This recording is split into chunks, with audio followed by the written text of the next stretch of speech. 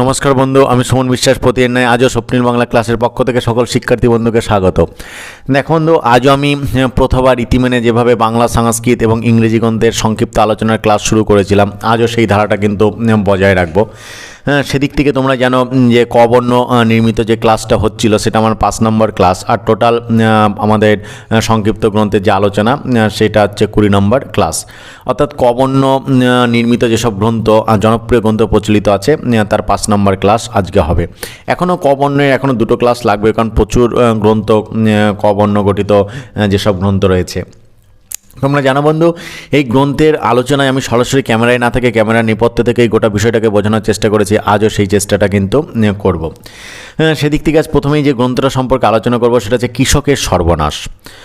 তোমরা জানো যে এই কৃষকের সর্বনাশ সকারাম গণেশ দেউস্করের লেখা। এটা হচ্ছে ভারতীয় কৃষক সম্প্রদায়ের কিভাবে সর্বনাশ হচ্ছে গ্রন্থকার তার একটা সুন্দর বর্ণনা দিয়েছেন। কি করলে তাদের উন্নতি হতে পারে সেটাও বুঝিয়ে দেওয়ার কিন্তু চেষ্টা করেছেন এই গ্রন্থের মধ্যে।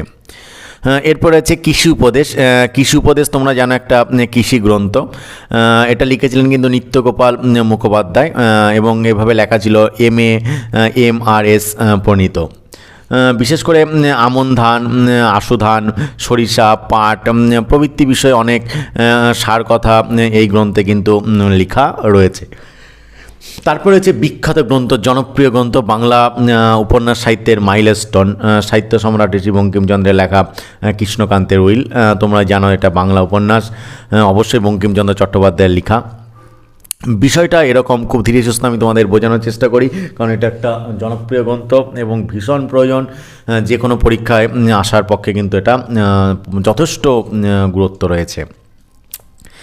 বিষয়টা হচ্ছে হরিদ্রা গ্রামের জমিদার কৃষ্ণকান্ত রায় একখানি উইল করেন। এতদ্বারা ভ্রাতৃস্পুত্র গোবিন্দলালকে 8 আনা, পুত্র হরলাল ও বিনোদলাল প্রত্যেককে 3 আনা, আর গৃহিণীকে 1 আনা ও কন্যা শৈলবতীকে 1 আনা দিবেন বলে লিখিত হয়। এটা উইলে সে লেখে এবং রীতিমতো হরলাল এতে আপত্তি করে এবং বিধবা বিবাহ করবে বলে ভয় দেখায়। কৃষ্ণকান্ত তাকে ত্যায্যপুত্র করে উইলখানি আবার বদলে ফেলে। এই উইল মতে হরলাল 1 পাই মাত্র পাইবার অধিকারী হয়। হরলাল লেখক ব্রহ্মানন্দকে অর্থ দ্বারা বশ করে আর একখানি উইল প্রস্তুত, নকল আর একটা উইল প্রস্তুত করতে করালেন পরিষ্কার ভাষায়, এবং তাতে হরলালের 12 আনা প্রাপ্য বলে লিখিত হলো। হরলাল এই উইলকে কৃষ্ণকান্ত এবং সাক্ষীগণের দস্তখত জাল করল। ব্রহ্মানন্দ এই জাল উইল খানির সঙ্গে আসল উইল পরিবর্তিত করতে অসম্মত হলো। তার বিধবা ভ্রাতৃস্পুত্রী রোহিণী হরলালের অনুরোধে রাত্রেবেলায় কৃষ্ণকান্তের রুমে প্রবেশ করে তার যে অভিলষিত যে ইচ্ছা যেটা আছে যে উইল পরিবর্তন করে সে কিন্তু এনে দেয়।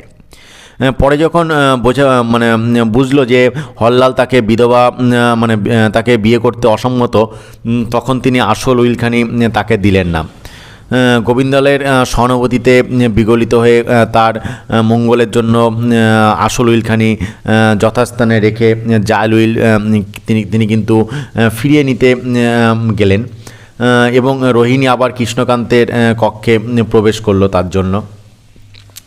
এবার কিন্তু ধরা পড়ে গেল এবং গোবিন্দলালের অনুরোধে কৃষ্ণকান্ত রোহিণীকে কোনো দণ্ড না দিয়ে ছেড়ে দিলেন এবং গোবিন্দলালের ভালোবাসায় নিরাশ হয়ে রোহিণী বারুণী পুষ্করণীতে আত্মহত্যা করতে চেষ্টা করলো এবং শেষ পর্যন্ত গোবিন্দলাল তাকে প্রাণ রক্ষা করলো, অর্থাৎ বাঁচালো। এবার কিন্তু গোবিন্দলালও রোহিণী রূপে মুগ্ধ হয়ে পড়ল এবং তাকে ভোলার জন্য জমিদারিতে গমন করল। ক্রমে রোহিণী গোবিন্দলাল বিষয়ক কলঙ্ক রটনা বা গোবিন্দলালের পত্নী ভ্রমরের কর্ণগোচর হইল। তিনি স্বামীকে একখানি পত্র লিখে পিত্রালয় বাবার বাড়িতে গমন করলেন। কিছুদিন পরে গোবিন্দলাল দেশে ফিরে আসলো এবং তাকে না বলে ভ্রমর পিত্রালয়ে চলে গিয়ে চলে যাবে বলে তার প্রতি বিরক্ত হলো। এবং ভ্রমর ফিরে আসার পর কৃষ্ণকান্ত পীড়িত হইলেন এবং মৃত্যুর অব্যবহিত পূর্বে একখানি উইল প্রস্তুত করলেন। তাতে গোবিন্দলালের প্রাপ্য যে 8 আনা ভ্রমরকেই দান করলেন এবং গোবিন্দলাল স্ত্রীর অধিকৃত বিষয় ভোগ করতে অস্বীকার করলেন এবং স্ত্রীকে ত্যাগ করতে বাসনা প্রকাশ করলেন। অনন্তর মাতার সঙ্গে কাশীধামে তিনি গেলেন। সেখানে কিছুদিন থাকায় অন্যান্য স্থানে ভ্রমণ করে শেষে অদৃশ্য হইলেন। এদিকে রোহিণীও দেশত্যাগ করলেন এবং ভ্রমণের মনোবেদনা শেষে কঠিন পীড়ায় পরিণত হইল। তার পিতা মাধবীনাথ বন্ধু নিশাকরকে সঙ্গে নিয়ে প্রাসাদপুরে যায় এবং সেইখানে গোবিন্দলাল রোহিণীকে নিয়ে গোপনে বাস করে। নিশাকর কৌশলে রোহিণীকে বাড়ির বাইরে মানে বাড়ির থেকে তাড়িয়ে দেয়, মানে বাহির করে মানে সেখান থেকে বের করে নিয়ে আসে এবং গোবিন্দলাল বিশ্বাস যে তোমার যে স্ত্রীকে গুলি করে মেরে ফেললেন। খুনি মকদ্দমায় গোবিন্দলাল ভ্রমণের অর্থবল প্রয়োগে অব্যাহতি মানে পেয়ে গেল, কিন্তু আবার নিরুদ্দিষ্ট হইল, মানে চলে গেল, হারিয়ে গেল। কিছুকাল পরে অর্থ সাহায্যের জন্য গোবিন্দলাল ভ্রমণকে চিঠি পাঠালো এবং ভ্রমর তখন কঠিন পীড়ায় আক্রান্ত। ফলে ভ্রমণের মৃত্যুর অব্যবহিত পূর্বে গোবিন্দলাল এসে তার সঙ্গে দেখা করে এবং পরদিনই আবার সেখান থেকে কিন্তু চলে যায়। 12 বৎসর পরে সন্ন্যাসী বেশে একবার তার স্বাদের উদ্যানে ভ্রমরের স্বর্ণময়ী প্রতিমূর্তি দর্শন করে আবার কিন্তু অদৃশ্য হয়ে যায়। এই উপন্যাসখানি পরবর্তীকালে 1895 খ্রিস্টাব্দে বিশ্ববিখ্যাত অনুবাদ কর্তৃ মিসেস নাইট ইংরেজিতে অনুবাদ মানে করেছিলেন। তাহলে কৃষ্ণকান্তের উইল যিনি অনুবাদ করেছিলেন তার নাম কিন্তু হচ্ছে মিসেস নাইট। দেখো বন্ধু, এটাই ছিল কৃষ্ণকান্তের উইল, যেটা বঙ্কিমচন্দ্রের লেখা বিখ্যাত একটা উপন্যাসের সারসংক্ষেপ। তবে পর্ণমাঝে বন্ধুদের একটা কথা বলে রাখি যে শিক্ষাকে সকলের দুয়ারে দুয়ারে পৌঁছে দেওয়া পুণ্যের কাজ। তাই এখনও পর্যন্ত যারা তোমাদের প্রিয় স্বপ্নিল বাংলা চ্যানেলটাকে সাবস্ক্রাইব করেনি তারা সাবস্ক্রাইব করে নিয়ে পাশে থাকা বেল আইকনটাকে প্রেস করে দিও সবার আগে সমস্ত ভিডিওর আপডেট পেতে। দেখো বন্ধু, এবার চলে যাব বাংলা সাহিত্যের আরেকটা মাইলস্টোন, আরেকটা বিখ্যাত গ্রন্থ আলোচনায়, সেটা হচ্ছে কৃষ্ণকুমারী। তোমরা প্রত্যেকেই জানো এটা হচ্ছে বাংলা একটা বিয়োগান্তক নাটক এবং এই নাটকটা লিখেছিলেন কিন্তু মাইকেল মধুসূদন দত্ত। বিষয়টা ছিল এরকম যে জয়পুরের রাজা জগৎ সিংহ উদয়পুরের রানা ভীম সিংয়ের কন্যা কৃষ্ণকুমারীর চিত্র দর্শনে রাজকন্যা রূপে মুগ্ধ হয়ে তাকে বিয়ে করার প্রস্তাব করে বয়স্য ধনদাসকে দূতস্বরূপে উদয়পুরে কিন্তু পাঠিয়েছিলেন এবং জগৎ সিংয়ের প্রণয়িনী বিলাসবতী যাতে এই বিয়ে না ঘটে সেই অভিপ্রায়ে সখী মদনিকাকে উদয়পুরে কিন্তু পাঠিয়ে দিয়েছিলেন। ফলে মদনিকা পুরুষ বেশে মদনমোহন নাম গ্রহণ করে কিছুদিন উদয়পুরে অবস্থান করে। সে কৃষ্ণকুমারীর নাম করে মরুরাজ্যের অধিপতি মানসিংহকে এক পত্র লেখে এবং তাতে মানসিংহের প্রতি কৃষ্ণকুমারীর অনুরাগের পরিচয় থাকে। এদিকে মদনিকা আবার মানসিংহের দূতী সেজে কৃষ্ণকুমারীর সঙ্গে সাক্ষাৎ করে মানসিংহের একখানি চিত্রপট তাকে দেখায়। তাতে মানসিংহের প্রতি কৃষ্ণকুমারীর প্রণয় সঞ্চারিত হয়, মানে প্রেম সঞ্চারিত হয়। ফলে মানসিংহ বিবাহ প্রস্তাব করে উদয়পুরে দূত পাঠান এবং ভীমসিংহের ইচ্ছা জয়পুর মানে যে পুরোধাপতি তাকে কন্যাদান করা, কিন্তু কৃষ্ণকুমারী মানসিংহকেই মনে মনে মানে পতিত্ব মানে স্বামী হিসাবে বরণ করে নেয়। ফলে মহারাষ্ট্রাধিপতি মানসিংহের জন্য উদয়পুরে রানাকে অনুরোধ করেন এবং ভীমসিংহ বিষম সংকটে পড়ে যায়। মহিষী অহল্যা দেবী এবং হিতাকাঙ্ক্ষী তপস্বিনীও বিচলিত চিত্তা হয়। ফলে কৃষ্ণকুমারীও অস্থির হয়ে পড়ে এবং কৃষ্ণকুমারী এই সময়ে স্বপ্ন দেখে যে চিতররাজ সতী পদ্মিনী যেন তার কাছে এসে বলছে যে কুলমান রক্ষার জন্য যে যুবতী নিজের প্রাণদান করে শূল্যকে তার আদরের সীমা কিন্তু থাকে না। ফলে মন্ত্রীর পরামর্শে স্থির হয় যে কৃষ্ণকুমারীকে হত্যা করলেই সকলে বিপদ দূর হবে এবং রাজভেতা বলেন্দ্র সিংহ জ্যেষ্ঠের অনুরোধে গভীর রাতে কৃষ্ণকুমারীর শয়নকক্ষে প্রবেশ করে এবং তাকে হত্যার জন্য অসি উত্তোলন করে, মানে তলোয়ার বের করে। ফলে কৃষ্ণকুমারী জাগরিত হয়ে বলে, একই কাকা।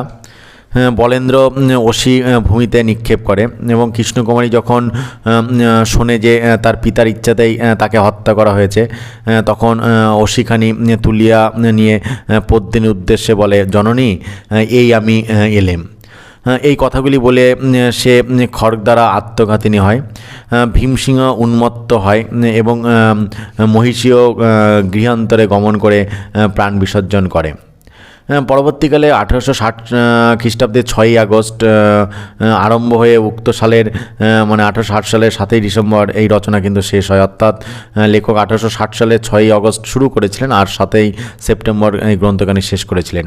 এবং এই কৃষ্ণকুমারী গ্রন্থের মধ্যে কিছু গান আমরা পাই, যে গানগুলি কিন্তু যতীন্দ্রমোহন ঠাকুর কিন্তু লিখেছিলেন। এই কৃষ্ণকুমারীর মধ্যে গানগুলো পরবর্তীকালে মাইকেল সেই নাটকের মধ্যে কিন্তু সংযোজন করেছিলেন। দেখুন, এই যে বাংলা, ইংরেজি এবং সংস্কৃত গ্রন্থের সংক্ষিপ্ত আলোচনার ক্লাসটা খুবই গুরুত্বপূর্ণ, কারণ এটা যে কোনো কলেজে 2 নম্বর, 5 নম্বর, 10 নম্বর টিকা হিসাবে আসতেই পারে, বা যে কোনো কম্পিটিশন পরীক্ষায় কিন্তু দিতেই পারে। অমুক গ্রন্থটা কার লেখা এরকম চাইতেই পারে, বা এই চরিত্রটা কোন গ্রন্থের মধ্যে রয়েছে। ফলে এটা কিন্তু গুরুত্বপূর্ণ একটা বিষয়। আমি প্রত্যেক বন্ধুকে বলবো যে তোমরা খুব মনোযোগ সহকারে এই বাংলা, সংস্কৃত এবং ইংরেজি গ্রন্থে আলোচনার ক্লাসটা শোনো, কারণ উপকারটা কিন্তু তোমাদেরই হবে। তাছাড়া বাস্তব জীবনে চলতে গেলে প্রত্যেকটা বিষয় যদি আমার জানা থাকে, তাহলে পরবর্তীকালে আমার পথ চলাটা কিন্তু সুবিধা হবে। এরপরে হচ্ছে কৃষ্ণচন্দ্র মজুমদারের জীবনী। তোমরা জানো যে এটা ইন্দুপ্রকাশ বন্দ্যোপাধ্যায় লিখেছিলেন। এটা বিশেষ করে সদ্ভাব শতকের কবি কৃষ্ণচন্দ্র বাংলা কাব্য সাহিত্যে চিরস্মরণীয় হয়ে আছেন। ইনি সপ্তদশ শতকের। এই গ্রন্থের অভাবে বাংলা সাহিত্যের ইতিহাস অসম্পূর্ণ থাকবে বলেই কিন্তু মনে হয়। পরবর্তী আরেকটা উল্লেখযোগ্য গ্রন্থ, সত্যি উল্লেখযোগ্য গ্রন্থ, কৃষ্ণচরিত্র। তোমরা অবশ্যই বন্ধু নামটা শুনে থাকবে। এটা হচ্ছে একটা বাংলা আলোচনা গ্রন্থ। তোমরা প্রত্যেকেই জানো কৃষ্ণচরিত্র বঙ্কিমচন্দ্র চট্টোপাধ্যায়ের লেখা একটা প্রবন্ধ গ্রন্থ।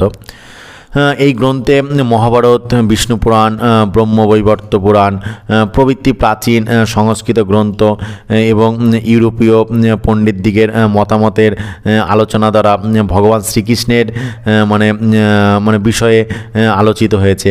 এবং তিনি যে একজন আদর্শ পুরুষ, মানে ভগবান শ্রীকৃষ্ণ, এটাই কিন্তু বঙ্কিমচন্দ্র এই গ্রন্থে প্রমাণ করার কিন্তু চেষ্টাটা করেছেন। ফলে দেখো বন্ধু, এই যে একটা কেন গুরুত্বপূর্ণ তোমরা বিষয়টা বুঝে নাও। কারণ তোমাকে দেখো পরীক্ষা কীভাবে প্রশ্ন দিতে পারে যে কৃষ্ণচরিত্র গ্রন্থটা কার লেখা, অবশ্যই বঙ্কিমচন্দ্র চট্টোপাধ্যায়। কোন ধরনের, এটা হচ্ছে অবশ্যই প্রবন্ধ গ্রন্থ। এবার দিতে পারে যে বঙ্কিমচন্দ্র তার কোন গ্রন্থে কৃষ্ণকে আদর্শ পুরুষ রূপে চিত্রিত করার চেষ্টা করেছেন, অবশ্যই উত্তর হবে কিন্তু তখন কৃষ্ণচরিত্র। আবার তোমাকে যদি বলে 2 নম্বরে প্রশ্ন দিল যে বঙ্কিমচন্দ্রের কৃষ্ণচরিত্র গ্রন্থটা সম্পর্কে কী জানো, ফলে 2 নম্বরে লেখার উপযোগীও কিন্তু তোমার হয়ে গেল।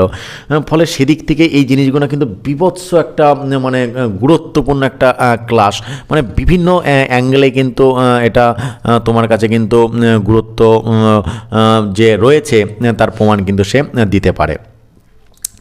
হ্যাঁ, এবার চলে যাব আমরা পরবর্তী গ্রন্থ কৃষ্ণাষ্টমী গ্রন্থের আলোচনায়। হ্যাঁ, বুঝতেই পারছো কৃষ্ণাষ্টমী নামটা দেখো দুটো সন্ধিবদ্ধ হয়ে আছে, কৃষ্ণযুক্ত অষ্টমী। এটা অবশ্যই কিন্তু পৌরাণিক একটা নাট্যগীতি। এই পৌরাণিক নাট্যগীতি কৃষ্ণাষ্টমী গ্রন্থটা লিখেছিলেন কিন্তু বৈকুণ্ঠনাথ বসু। এই কৃষ্ণাষ্টমী গ্রন্থটা কিন্তু লিখেছিলেন। নাট্যগীতি মানে বুঝতেই পারছো গানের আকারে কিন্তু এই নাটকটা।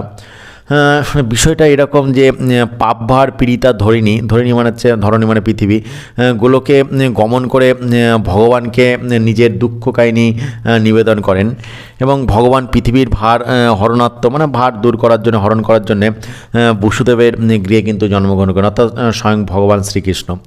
এবং বসুদেব কংসবয়ে তাকে কিন্তু নন্দালয়ে রাখিয়ে আসেন, অর্থাৎ নন্দের বাড়িতে শ্রীকৃষ্ণ কিন্তু লালিত পালিত হয়। এই জন্য কিন্তু বলা হয় নন্দের নন্দন কৃষ্ণমোর প্রাণনাথ। আমরা জানি শ্রীকৃষ্ণ বিজয় কাব্যে কিন্তু মালাধার বসু অসাধারণভাবে বলছেন যে নন্দের নন্দন কৃষ্ণমোর প্রাণনাথ। যে লাইনটা শুনে কিন্তু স্বয়ং চৈতন্যদেব কিন্তু পাগল হয়ে গেছিলেন বা মুগ্ধ হয়ে গেছিলেন এবং প্রশংসা করে বলেছিলেন যে তোমার কাকথা তোমার গ্রামের কুকুর সেও মোর প্রিয় অন্যজন বহুদূর। দেখো বন্ধু, এই বিষয়টার উপর ভিত্তি করে কিন্তু বৈকুণ্ঠনাথ বসু লিখেছিলেন কিন্তু কৃষ্ণাষ্টমী না মানে পৌরাণিক নাট্যগীতি।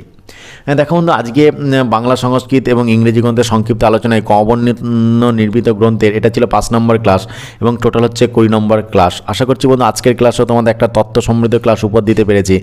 তারপর যদি বন্ধু কোথাও কোনো জায়গায় সমস্যা হয়ে থাকে অবশ্যই বন্ধু কমেন্ট বক্সে যাবে, কমেন্ট বক্সে আমাকে কমেন্ট করে জানাবে, আমি যথাসম্ভব উত্তর দেওয়ারও কিন্তু চেষ্টা করবো।